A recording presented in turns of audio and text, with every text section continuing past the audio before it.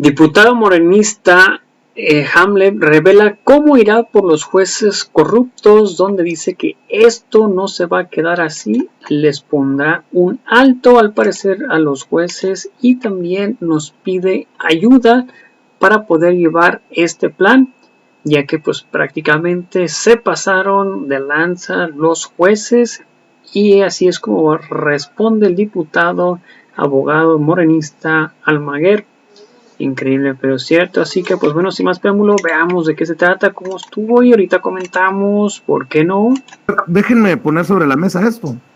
La Suprema Corte de Justicia de la Nación jugando ¿a qué? Doctora, ¿cómo ve esta decisión de echar abajo la primera parte del plan B? Mira, Vicente, a mí me va a gustar escuchar mucho aquí al diputado, abogado Hamlet, porque yo creo que aquí hay una serie de elementos que pues va a estar muy buena la desmenuzada, porque yo lo que veo es que hay una cuestión más allá del debate de ahorita que tiene que ver con la ley y de cómo se usa la ley, Vicente, porque muchas de las cosas que ocurren, como en este caso, no es que sean ilegales, sino que hay todo el uso para juzgar algo a partir de un procedimiento de un nivel de pulcritud y tecnicismo que me preocupa porque nunca se conecta con el entorno. Y me refiero a esto. Muchas veces, por ejemplo, todas las triquiñuelas que había en algunos órganos o algunos usos y manejos que ha habido a lo largo de muchas décadas ya de algunos instrumentos, pues son perfectamente legales, están en la ley. Y una de las cosas que estamos viendo en este caso es cómo lo que se cuestiona, lo que se critica es el procedimiento, pero no se conecta con la otra parte que tiene que ver las implicaciones.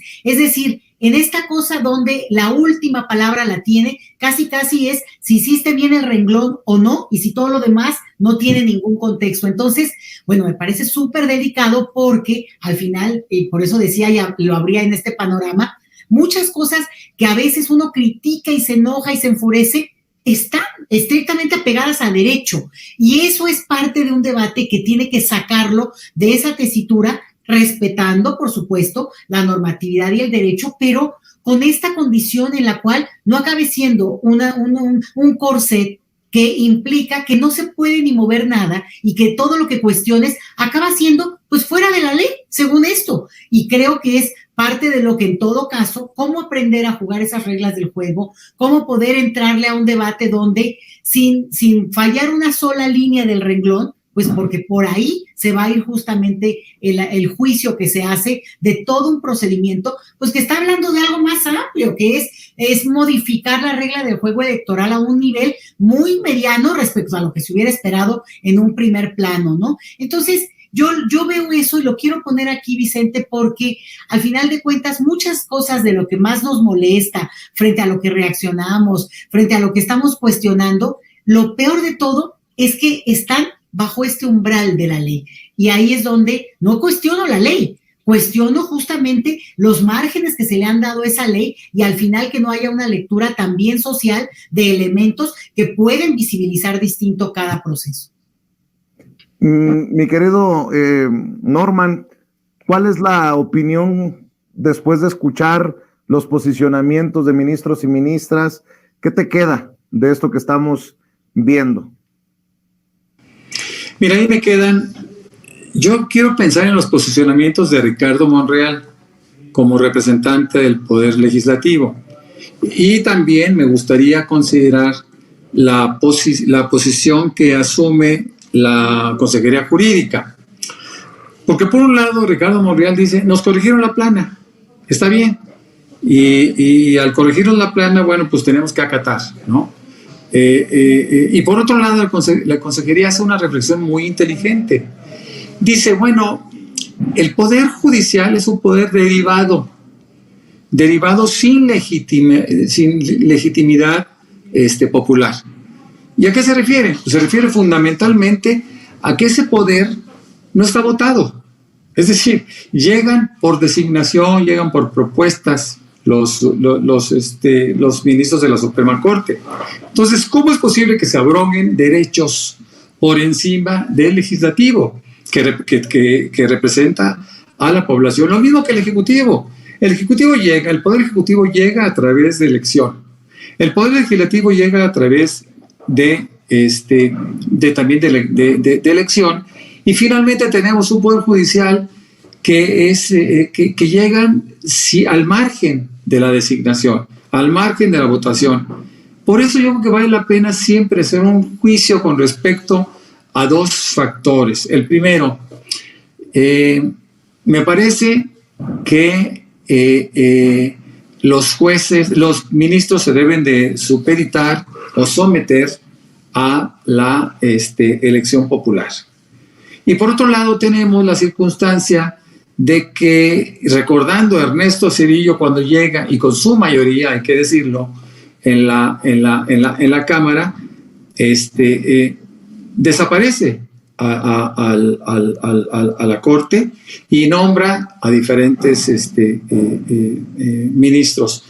Yo creo que son alternativas de quizá un poquito drásticas, severas, pero cuando un poder se está poniendo por encima de los demás, pues eso es algo terrible. Por ejemplo, y también son interpretaciones. En el caso de Ricardo Monreal dice, bueno, está bien, pues es un equilibrio que debe haber entre los poderes. No hay ningún equilibrio, ¿no?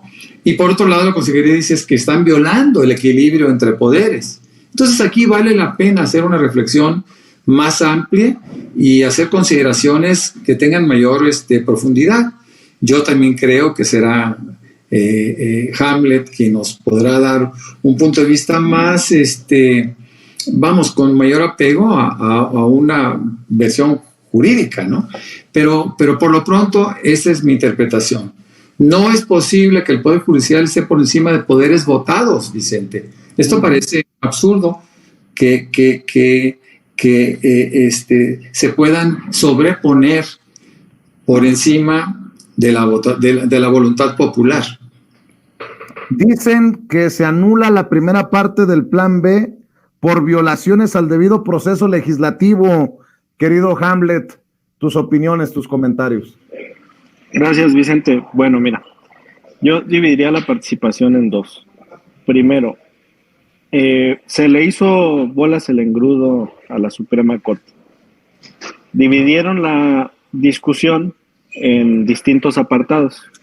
Algunos sobre la procedencia, sobre la recusación del ministro Pérez Dayán, sobre la primer petición de la oposición que dijo que el Parlamento abierto era una fase del proceso legislativo. Ahí por unanimidad las y los ministros dijeron que el Parlamento abierto no forma parte del proceso legislativo y que no estamos obligados a agotarlo. En un segundo apartado entraron al derecho a la consulta de los pueblos originarios y se dio un debate muy interesante que vale la pena recapitular.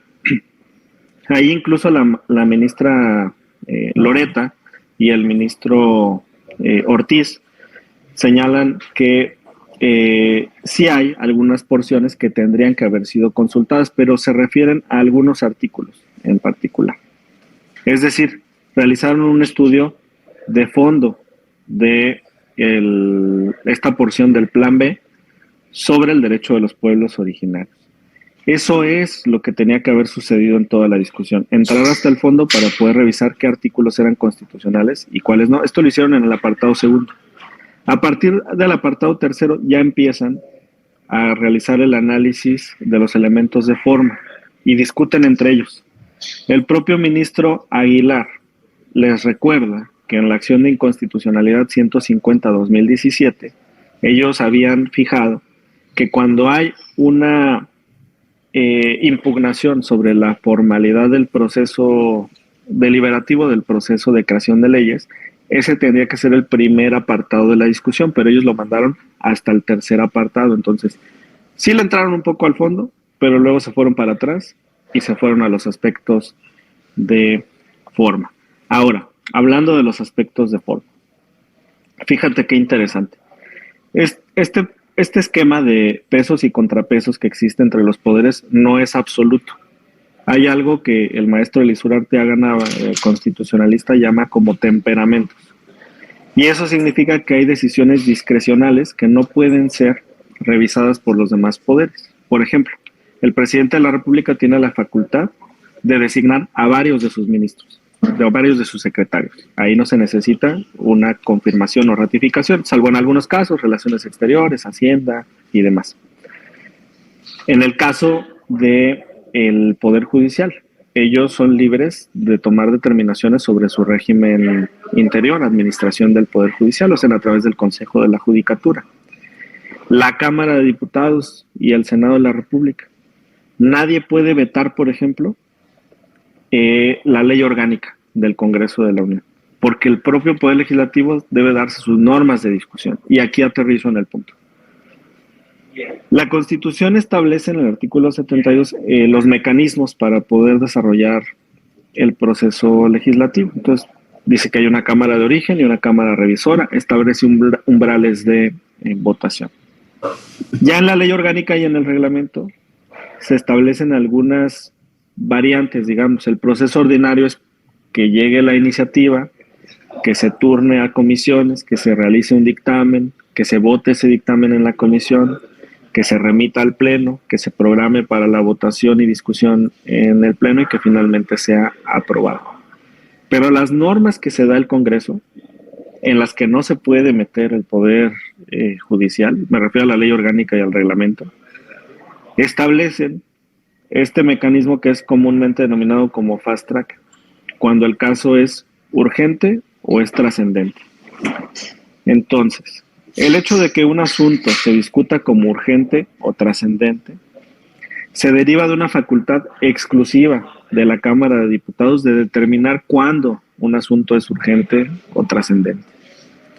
Y aquí me parece lamentable que ya la Suprema Corte esté cruzando esos límites. Porque ahora en la práctica, digamos, está derogada esa facultad. Y si se sostiene este criterio de la Corte, en lo sucesivo, incluyendo las más de 10 discusiones que se dieron al cierre del periodo, pues no podemos desarrollar ya debates directamente en el Pleno. Forzosamente tendremos que turnar todas comisiones, esperar que se realice un dictamen, dar oportunidad a que se presenten pues todas las reservas en comisiones y también en el Pleno, y entonces ya poder aprobar. Yo quiero decirle a los ministros de la Corte que la deliberación de la oposición no solamente se da en comisiones, también se da en el Pleno, a través de la presentación de reservas. Tan conocieron el contenido de la Ley de Comunicación y de Responsabilidades que la oposición presentó por cada partido político decenas de reservas para discutir en lo particular algunos de estos artículos. Entonces, lamentable esta situación con la Suprema Corte. Por ahí en Twitter pues yo comentaba que se trata más bien de una emulación al supremo poder conservador, no están asumiéndose como un poder derivado o constituido, como decía Norma, sino en la práctica como un superpoder que está por encima de los demás. ¿Cómo se soluciona esto? Solamente con mayoría calificada, solamente con una reforma constitucional a nuestro poder judicial, solamente con la participación masiva del pueblo de México en 2024, Vicente. Así es. Bueno, pues ahí está prácticamente el mismísimo Hamlet García, diputado de Morena, que solamente hay una alternativa para acabar con esto de lo que viene siendo las reformas electorales, sobre todo acabar con los jueces judiciales, los jueces, es prácticamente reforma electoral, reforma judicial, reforma eléctrica. Prácticamente hay 3-4 reformas importantes que se tienen que hacer de ya, luego, pero para cómo hacer estas reformas, votos masivos por Morena, tanto como diputados, tanto como senadores, tanto como presidente municipal, local, federal, senadores, presidentes de la república, alcaldes, gobernadores, todo por Morena. Si te dan 6 boletas, las 6 boletas por Morena. Si te dan 5 boletas por Morena, tachar donde dice Morena. Si te dan 3 boletas, tachar en las 3 boletas donde te digan Morena, para que no tengan que estar negociando Morena con nadie para poder estar haciendo las reformas constitucionales, porque se requiere prácticamente la mayoría calificada, que es las terceras partes, o sea, el 70% de la Cámara de Diputados y de Senadores. Entonces, para que no estén negociando con nadie y estén haciendo leyes prácticamente una por mes, pues mayoría calificada, que van a tener 3 largos años. Si les damos otros mayoría calificada, van a tener 3 largos años ellos para estar aprobando reformas constitucionales. Les vamos a poner una por mes y se me hace mucho tiempo, pero supongamos que hagan una por mes, van a ser 36 reformas constitucionales en estos 3 años prácticamente, y pues para que se pueda hacer todavía más a favor del pueblo. Pero las principales es la poder judicial, la electoral, la de la Guardia Nacional y sobre todo la de la eléctrica. Esas 4 para darle mayor rendimiento a México: la judicial, electoral, la de la Guardia Nacional y la eléctrica. Estas 4 reformas que ya queden completamente constitucionales, y de ahí que empiecen a aplicar una por mes, una por mes, una por mes y una por mes, ya hasta que digan, no, pues es que ya no hay reformas constitucionales que aprobar. Bueno, pues ya prácticamente estar trabajando con esas leyes. Pero sobre todo yo creo que para que no haya problemas con nada, luego entrando la administración de AMLO, sería la primer ley, poder judicial, para que ya no puedan hacer absolutamente nada los jueces y pues ya no le estén revocando leyes. Esa sería, yo creo que para mí la más importante, la 1, poder judicial, pum, tirarla. Para hacerle como le hizo pues prácticamente Cerillo, aplicó su mayoría calificada, su mayoría absoluta, y pum, corrió a todos los jueces y puso sus propios jueces ahí como tal, y lo hizo el Cerillo. Luego de ahí, para que no nos esté pegando en nuestro bolsillo, sería la electoral, para bajarle todo ese dinero a los partidos políticos, todo ese dinero, los privilegios del INE y todo eso. Y para mí la tercera sería la eléctrica, para que también bajara todo eso, y para nosotros, nuestra economía, que bajara la electricidad todavía más, que se regulara también la de la gasolina, que también sería muy importante. Y pues prácticamente ya serían esas las leyes. La Guardia Nacional. La Guardia Nacional no es tan urgente, puede ser la 4ª ley que prácticamente aprueben, ¿no? En el 4º mes, y aprobando esa ley, pues ya que pase a la Sedena, que se quede ya para siempre la Guardia Nacional, y punto, y se acabó. Y prácticamente con esto ya estaría ya México todavía por buen camino. Vamos a ver qué opina la gente al respecto, cómo va la encuesta. Esta encuesta, recuerden que es vía Facebook, y así va prácticamente con: ¿estás de acuerdo con Hamlet Amaguer y por qué? El 100% dice que sí, con 12 votos a favor, y solamente el 0% dice que no, con ningún voto a favor, en contra.